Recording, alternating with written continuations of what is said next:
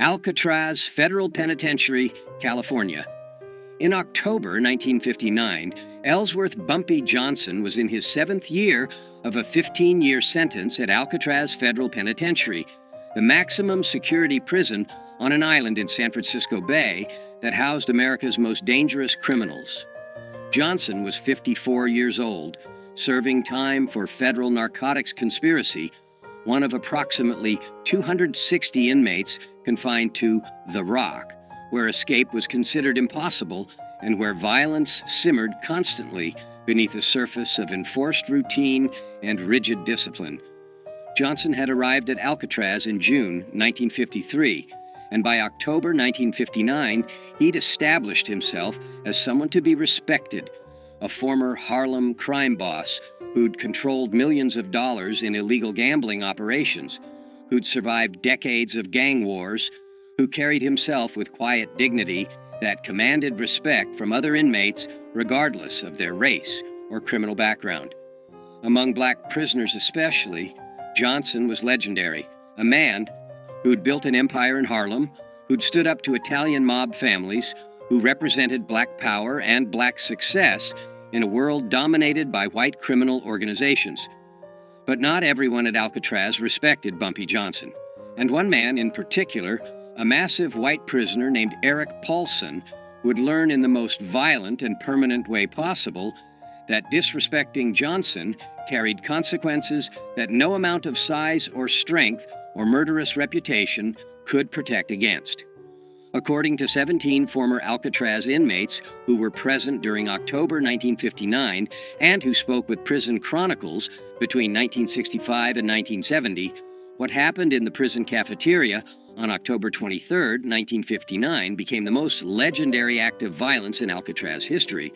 Not because of its brutality — Alcatraz had seen far more brutal attacks — but because of how swiftly it happened, how strategically it was executed, and how completely it ended racist harassment that had been escalating for an entire week. Eric Paulson, 38 years old in October 1959, was exactly the kind of prisoner that Alcatraz was designed to contain: violent, sadistic, racist, and utterly unrepentant about any of it. Paulson stood 6 feet 4 inches tall, weighed approximately 275 pounds of muscle, built through years of prison weightlifting, and had been convicted of 3 separate murders, all of black men, committed during armed robberies in Texas between 1954 and 1956. According to court records and prison files, Paulson had specifically targeted black victims because, in his own words during his trial, killing, racial slur, isn't really murder, it's pest control. He'd shown no remorse during sentencing, had laughed when the judge called him a racist monster, and had promised he'd kill more black people if he ever got out of prison. Alcatraz received Paulson in 1957 after he'd assaulted multiple black prisoners at other federal facilities, making him too dangerous to house in regular prisons. At Alcatraz, Paulson continued his pattern of racist violence and intimidation, but in a more calculated way that avoided the kind of obvious attacks that would land him in solitary confinement indefinitely. Paulson was smart about how he terrorized people, says Marcus Williams, a black inmate who served at Alcatraz from 1958 to 1964 and who witnessed the incident involving Johnson. Williams spoke with Prison Chronicles in 1968. He didn't just attack people openly where guards would see. He'd do little things that humiliated and intimidated, but that weren't technically violent enough to get him thrown in the hole. He'd take food off black prisoners' trays during meals. He'd bump into black prisoners in the shower or in the yard, making it look accidental, but doing it hard enough to hurt. He'd whisper racial slurs when guards weren't close enough to hear. He'd make it clear that he considered black prisoners to be beneath him, that he thought Alcatraz was too good for racial slur, that we should all be working in fields or cleaning toilets rather than housed with white criminals who'd committed real crimes. By October 1959, Paulson had been at Alcatraz for 2 years and had established himself as someone who intimidated most prisoners, not just black inmates, but even white inmates who didn't want to risk confrontation with someone that large and that violent. Guards tolerated Paulson's behavior to a degree because he was smart enough not to cross the line into attacks that would require serious punishment, and because some guards, though this was never officially acknowledged, shared Paulson's racist views and quietly approved of how he kept racial slur in their place. Paulson thought he was untouchable, Williams recalls. He'd killed 3 black men on the outside and felt no guilt about it. He was bigger and stronger than almost anyone at Alcatraz, and he'd been getting away with his intimidation tactics for 2 years without serious consequences. So, when Bumpy Johnson arrived in 1953 and established respect among other prisoners, Paulson saw that as a challenge. He saw this older black man. Bumpy was 54 in October 1959, while Paulson was only 38, getting respect from both black and white prisoners, and Paulson couldn't stand it. He couldn't stand seeing a racial slur being treated like he mattered. So Paulson decided he was going to humiliate Bumpy, break him down, show everyone that no racial slur was above being put in his place by a superior white man. The escalating confrontation between Eric Paulson and Bumpy Johnson began on Friday, October 16, 1959, during the lunch meal period in Alcatraz's main cafeteria. According to witnesses, Johnson was sitting at a table with 3 other black inmates, eating quietly, when Paulson walked past carrying his own tray. Without breaking stride, Paulson reached down and took Johnson's dessert, a small piece of apple pie that was part of the standard meal, and continued walking to his own table, where he sat down and ate the pie while staring at Johnson with obvious contempt. According to witnesses, Johnson looked at where his dessert had been, looked at Paulson eating it, and then returned to eating his own meal without any visible reaction. Everyone at Bumpy's table was ready to fight, Williams recalls. We were ready to stand up and confront Paulson for disrespecting Bumpy like that. But Bumpy just shook his head slightly, telling us to stay calm, and kept eating like nothing had happened. We didn't understand at first. We thought maybe Bumpy was afraid of Paulson because Paulson was so big. But later we understood. Bumpy was giving Paulson rope to hang himself. Bumpy was letting Paulson think he could get away with disrespect so that Paulson would keep escalating until he crossed the line where Bumpy could respond with overwhelming violence that would be justified as self-defense. The second incident occurred on Monday, October 19th, in the communal shower area. Johnson was showering when Paulson entered, walked directly toward Johnson despite plenty of other shower stations being available, and shoved Johnson hard enough that Johnson slipped on the wet floor and had to catch himself against the wall to avoid falling. "That's my shower," racial slur, Paulson said loudly enough that everyone in the shower area heard clearly. "Find another one. This one's for white men only." According to witnesses, Johnson stood up slowly, water dripping from his body, and looked at Paulson for several seconds without speaking. Then Johnson simply moved to a different shower station and finished washing without saying anything or showing any anger. Again, everyone watching thought Bumpy was being weak, Williams says. Paulson had just physically assaulted him and used a racial slur, and Bumpy just walked away. But those of us who knew Bumpy from his reputation understood what he was doing. He was making Paulson confident. He was making Paulson think Bumpy was an easy target who could be pushed around, and that confidence would make Paulson careless. The third incident occurred on Wednesday, October 21st, during the outdoor recreation period, when inmates were allowed in the prison yard for 1 hour. Johnson was walking the perimeter of the yard with 2 other inmates when Paulson deliberately blocked their path. "Get out of my way, racial slur," Paulson said, standing directly in front of Johnson. "I walk straight. You walk around. That's how it works in here. White men walk straight. Racial slurs walk around." According to witnesses, Johnson looked at Paulson for a moment, then simply stepped off the path and walked around him without responding to the racial slur or the confrontation. Paulson laughed loudly and called after Johnson, "That's right, racial slur. You know your place. You keep walking around white men like a good racial slur should." By Wednesday evening, October 21st, everyone at Alcatraz was talking about the confrontations between Paulson and Johnson. Some inmates thought Johnson was showing weakness by not responding to Paulson's provocations. Others, particularly older inmates who understood prison politics better, suspected Johnson was planning something and was waiting for the right moment. "I talked to Bumpy Wednesday night in our cell block," Williams recalls. "I asked him why he wasn't standing up to Paulson, and Bumpy smiled slightly and said, 'I'm giving him enough rope to hang himself. Right now, if I attack him, guards will see it as me starting a fight and I'll go to solitary. But if I let him keep pushing, eventually he'll do something that crosses the line. And then I can respond in a way that guards will understand was justified. Be patient. This will resolve itself very soon.'" The final escalation occurred on Thursday, October 22nd, the day before the cafeteria incident that would become legendary. During the afternoon recreation period, Paulson approached a young black inmate named Robert Jackson, 23, who was sitting alone on a bench reading a book. "What are you reading, boy?" Paulson asked, snatching the book from Jackson's hands. "Are there pictures in it?"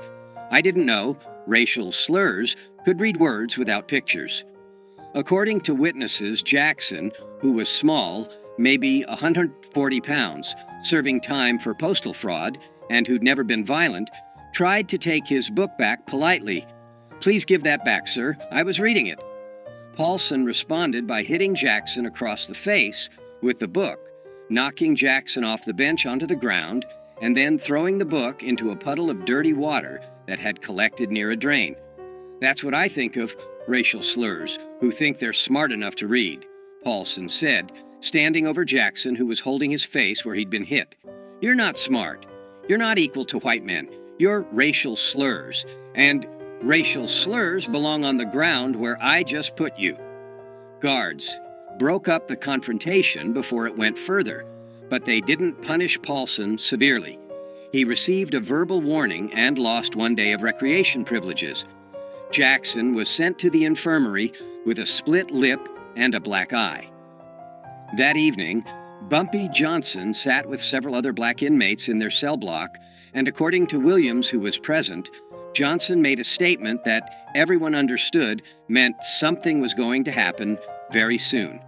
Tomorrow at lunch, Paulson is going to learn a lesson he'll remember for the rest of his life. "I've been patient. I've let him think he can disrespect me without consequences. I've let him think that being big and violent makes him untouchable. But tomorrow, he's going to understand that size doesn't matter when someone has the intelligence and the willingness to use violence more strategically than he does. Tomorrow, Alcatraz is going to see what happens when a racist bully picks the wrong target." The main cafeteria at Alcatraz, Federal Penitentiary, seated approximately 250 inmates at long tables arranged in rows, with guards stationed at strategic positions around the perimeter, watching for any signs of trouble. Meals were regimented. Inmates filed in, received their food, sat at assigned tables, ate in silence or with minimal conversation, and filed out within 45 minutes. Violence during meals was relatively rare because guards had clear sight lines to every table, and because inmates knew that starting a fight in the cafeteria would result in immediate solitary confinement. On Friday, October 23, 1959, at approximately 12:15 p.m., inmates filed into the cafeteria for lunch. Bumpy Johnson, wearing the standard prison-issue clothing, received his food tray and walked to his assigned table, where he sat with 3 other inmates and began eating quietly. Eric Paulson entered the cafeteria 2 minutes later, received his tray, and instead of going to his own assigned table, walked directly to Johnson's table and sat down in an empty seat across from Johnson, setting his tray down with deliberate force. "Well, well," Paulson said loudly enough that nearby tables could hear. "If it isn't Harlem's racial slur king. Still eating with your racial slur friends, I see. Still thinking you're somebody important instead of just another racial slur who belongs in a cage." According to witnesses, Johnson continued eating without looking up, without acknowledging Paulson's presence or his racial slurs. This non-response seemed to anger Paulson, who wanted a reaction. "You ignoring me, boy?" Paulson said, leaning forward across the table toward Johnson. "You think you're too good to respond when a white man talks to you? Let me explain something. Racial slur. You're not too good for anything. You're a racial slur. That means you're beneath me. That means when I talk to you, you respond respectfully or you face consequences." Paulson then turned his attention to Robert Jackson, the young inmate Paulson had hit with a book the previous day, who was sitting 3 tables away. Jackson's face still showed bruising from where Paulson had struck him. "Hey, racial slur boy!" Paulson shouted across the cafeteria at Jackson. "How's your face feeling today? You learn your lesson about reading books you're not smart enough to understand? Maybe I need to come over there and teach you another lesson." Jackson, according to witnesses, looked down at his food, trying to avoid Paulson's attention, clearly terrified. Some of the other black inmates at Jackson's table started to stand up, preparing to defend him if Paulson approached, but guards shouted for everyone to remain seated. And then Bumpy Johnson stood up. According to 17 witnesses who saw what happened next, the entire sequence of events lasted approximately 3 to 4 seconds. Johnson stood up from his seat at the table, and as he stood, his right hand moved to his waist, where his prison shirt was tucked, into his pants. In one smooth motion that was so fast that most witnesses didn't clearly see it happen, Johnson withdrew something from where it had been hidden against his body. A blade approximately 4 inches long that had been fashioned from a piece of metal sharpened to a razor edge, a weapon that in prison parlance was called a shank, and that experienced inmates could make from various materials and hide in ways that even thorough searches often missed. Johnson walked around the table toward where Paulson was sitting, moving quickly but not running, covering the 8 feet between them in approximately 2 seconds. Paulson saw Johnson approaching and started to stand up, his hands moving to defend himself or to attack. But Johnson was faster. Johnson's right arm moved in a horizontal slash across Paulson's face from left to right, a motion that took less than 1 second, and the shank's blade cut a deep gash across Paulson's face from his left cheekbone to his right jaw, opening a wound approximately 7 inches long that immediately began pouring blood. Paulson screamed, a sound witnesses describe as shock and pain combined, and his hands went to his face, trying to stop the blood that was now flowing down his neck and onto his prison shirt. But Johnson wasn't finished. Before guards could react, before Paulson could defend himself, before anyone could intervene, Johnson's arm moved again, this time in an upward diagonal slash from lower right to upper left, and the blade cut another deep gash across Paulson's face, this one crossing the first wound at an angle and catching Paulson's right eye, slicing through the eyelid and into the eye itself. Paulson collapsed backwards, falling over the bench he'd been sitting on, landing on the cafeteria floor in a spreading pool of his own blood, screaming continuously now, his hands covering his ruined eye, blood streaming through his fingers. The entire cafeteria erupted in chaos. Guards rushed toward the scene, blowing whistles, shouting orders for everyone to get down on the floor. Inmates scattered or dove under tables. Within 15 seconds, 5 guards had surrounded Johnson with weapons drawn, while 2 other guards went to Paulson, who was writhing on the floor, blood pooling around him from the 2 facial wounds. Johnson dropped the blade on the floor, held his hands up to show he was no longer armed, and allowed guards to force him to the ground and handcuff him without resistance. But before guards could drag Johnson away, before they could get Paulson medical attention, Johnson said one sentence that every witness heard clearly, and that would be repeated in prisons across America for the next 50 years. "Touch that young brother again, call him one more racial slur, and next time you won't visit a doctor, you'll visit God." Eric Paulson survived the attack, but was permanently disfigured and partially blinded. The first slash across his face required 127 stitches and left a scar that ran from his left cheekbone to his right jaw, a mark that he would carry for the rest of his life. The second slash destroyed his right eye completely, requiring emergency surgery to remove what remained of the eyeball and leaving Paulson blind on his right side permanently. Paulson was transferred to the prison hospital, where he remained for 2 weeks, recovering from his injuries. According to medical staff who treated him, Paulson was a changed man after the attack, quiet, withdrawn, no longer aggressive or threatening. The physical damage was severe, but the psychological damage was perhaps worse. Paulson had believed himself to be untouchable because of his size and his violent reputation, and Johnson had destroyed that belief in 3 seconds. Paulson never threatened another black prisoner after that attack, says Williams. He'd learned what every bully eventually learns if they live long enough. Size and strength don't matter when someone has a weapon, and the willingness to use it without hesitation.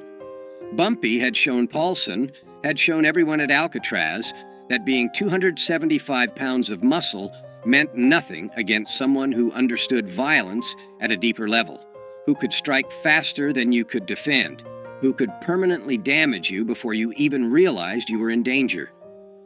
Bumpy Johnson was immediately placed in solitary confinement pending investigation. The investigation lasted 2 weeks and included interviews with dozens of witnesses. What investigators discovered was exactly what Johnson had calculated. Multiple witnesses testified that Paulson had been harassing and threatening black prisoners for weeks, including taking Johnson's food, shoving Johnson in the showers, blocking Johnson's path in the yard, and using racial slurs constantly.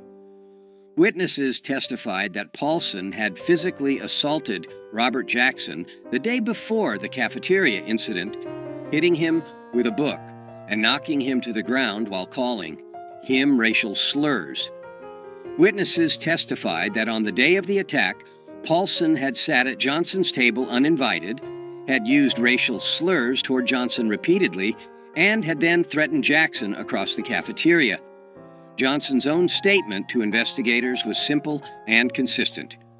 "I defended myself and another inmate from a racist prisoner who'd been threatening us for a week. I used the minimum force necessary to ensure he would stop threatening us. I had warned him. I told him after the attack that if he continued his behavior, consequences would be worse next time. I don't regret defending myself. I don't regret defending Robert Jackson. I regret that violence was necessary, but it was necessary because guards weren't protecting us from Paulson's harassment." After 2 weeks in solitary confinement, prison officials made a decision that surprised many people. Johnson would receive additional time in solitary, 30 days total, for possession of a weapon and for assault, but he would not face additional years added to his sentence because investigators concluded that Johnson had been provoked by Paulson's sustained harassment and that the attack, while excessive in its violence, was understandable given the circumstances. The prison administration didn't want to admit it publicly, Williams explains, but they knew Paulson had been terrorizing black inmates for years and that guards had done nothing to stop it. They knew Paulson had assaulted Jackson the day before. They knew Paulson was sitting at Bumpy's table using racial slurs and threatening another inmate when Bumpy attacked him. So punishing Bumpy too severely would mean admitting that the prison administration had failed to protect inmates from a known racist bully. Instead, they gave Bumpy 30 days in the hole, enough punishment to satisfy rules against weapons and violence, and then they quietly transferred Paulson to another facility when he recovered, effectively admitting that Paulson was the problem, not Bumpy. What happened in Alcatraz's cafeteria on October 23, 1959 became legendary, not just at Alcatraz, but in federal prisons across America. Inmates transferred from Alcatraz to other facilities carried the story with them. Guards talked about it. Prison officials wrote about it in reports. and the story grew with each retelling until it became a legend that defined Bumpy Johnson's reputation for the rest of his time in prison and for the rest of his life.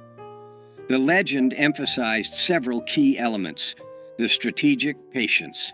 Johnson had endured a week of harassment without responding, letting Paulson grow confident and careless, waiting for the moment when response would be justified. The speed and precision. 2 slashes in 3 seconds that permanently disfigured and partially blinded a man before guards could react or before the victim could defend himself. The weapon. No one knew where Johnson had hidden the blade or how he'd smuggled it into the cafeteria. That mystery added to the legend, suggesting Johnson had capabilities and resources that other inmates couldn't match. The message: touch that young brother again, and next time you'll visit God. The statement became famous in prison culture as the perfect threat: specific, clear, and absolutely believable, coming from someone who just demonstrated the willingness and ability to inflict devastating violence. The age factor. Johnson was 54 years old when he attacked Paulson, while Paulson was 38 and significantly larger physically. The fact that an older, smaller man had destroyed a younger, larger man so quickly and efficiently became part of the legend, proving that intelligence and experience were more valuable than size and strength. The legend of what Bumpy did to Paulson spread through every federal prison in America within a year, says Williams. Inmates in Atlanta and Leavenworth and Marion were talking about it. Black inmates especially saw it as justice. One, of their own, standing up to a racist bully and permanently ending that bullying in a way that guards never could or would. The story became inspiration. If you're being harassed by racists, if you're being threatened by people who think they're untouchable, remember what Bumpy Johnson did at Alcatraz. Be patient, be strategic, and when the moment is right, respond with overwhelming violence that ends the threat permanently. When Johnson was released from solitary confinement, after 30 days, he returned to general population and found that his reputation had changed completely. According to Williams and other inmates, white racist prisoners who'd previously felt comfortable using racial slurs around black inmates now kept their mouths shut when Johnson was present, understanding that crossing him could result in permanent disfigurement. Young black inmates treated Johnson with reverence, seeing him as someone who defended one of them against a racist bully when no one else would. Even guards showed more respect, understanding that Johnson wasn't just another inmate, but someone who could and would use strategic violence when necessary to protect himself and others. After the Paulson incident, nobody messed with Bumpy Johnson at Alcatraz, Williams says. Nobody took his food. Nobody pushed him in the showers. Nobody used racial slurs around him. The word had spread. Bumpy Johnson might be 54 years old, might look like an aging criminal who's past his prime, but he's more dangerous than men half his age because he's smarter, more patient, and willing to use violence with surgical precision when he needs to. That reputation protected Bumpy for his remaining 4 years at Alcatraz until his release in 1963. And it protected every black inmate at Alcatraz because racists understood that if they targeted black inmates, they might face retaliation from Bumpy, and nobody wanted that. Robert Jackson, the 23-year-old inmate Paulson had been threatening when Johnson attacked, served the remainder of his sentence at Alcatraz and was released in 1962. According to Jackson's later accounts to friends and family, the cafeteria incident changed his life by teaching him about courage, justice, and standing up to bullies. Mr. Johnson saved me that day, Jackson told his family after his release, according to accounts shared with Prison Chronicles. Paulson had been terrorizing me for weeks. I'm small, I'm not violent, I couldn't defend myself against someone that big. I thought I'd have to endure his abuse for my entire sentence. And then Mr. Johnson, who barely knew me, who had no obligation to help me, stood up and permanently ended the threat in 3 seconds. He risked additional prison time to defend me. He used violence on my behalf when I couldn't use it myself. That taught me that there are people in this world who'll stand up for you when you can't stand up for yourself, and that justice sometimes requires violence when peaceful means fail. Jackson never saw Johnson again after their respective releases from Alcatraz, but Jackson kept a newspaper clipping about Johnson's 1968 death, and at Jackson's own funeral in 1997, his family found the clipping in Jackson's wallet along with a handwritten note. "He saved me when no one else would. He showed me what courage looks like. RJ, 1962. Eric Paulson was transferred from Alcatraz to USP Leavenworth in Kansas in December 1959, 2 months after the cafeteria attack. According to prison records and accounts from inmates who served with Paulson at Leavenworth, Paulson was a changed man after his encounter with Johnson, physically disfigured with a massive facial scar and blind in one eye, but also psychologically broken by the realization that his size and violence hadn't protected him. Paulson served the remainder of his sentence at Leavenworth and was released in 1971. He returned to Texas, worked various manual labor jobs, and died in 1989 at age 68. According to people who knew him in Texas, Paulson rarely talked about his prison time, but when he did, he would touch the scar on his face, a mark that remained prominent even 30 years after Johnson had put it there, and say, "I learned the hard way that being big doesn't make you tough, and being tough doesn't make you smart. I thought I was the most dangerous man at Alcatraz. Turns out I wasn't even close." Bumpy Johnson was released from Alcatraz in November 1963 after serving 10 years of his 15-year sentence. He returned to Harlem, reclaimed control of his criminal empire, and lived until July 1968 when he died of a heart attack at age 62. But the story of what Johnson did to Eric Paulson in the Alcatraz cafeteria on October 23, 1959, outlived Johnson by decades. The story was told in prisons across America, was referenced in books about prison culture, was retold by former inmates who'd served at Alcatraz and who wanted to share the legend of how one man had ended racist harassment with 2 slashes of a blade and 1 perfect threat. That cafeteria attack defined Bumpy Johnson's reputation in ways that nothing else he did could match, says Marcus Williams, who remained friends with Johnson after both men were released from Alcatraz. Everyone knew Bumpy had been a successful criminal in Harlem. Everyone knew he'd survived gang wars and built an empire. But the Alcatraz incident showed something deeper. It showed that even at 54 years old, even after years in prison, Bumpy was still the most dangerous person in any room because he combined intelligence with absolute willingness to use strategic violence. That combination, patience, intelligence, and overwhelming violence applied at exactly the right moment, that's what made Bumpy legendary. Not the violence itself, but the strategic brilliance of how and when he used it.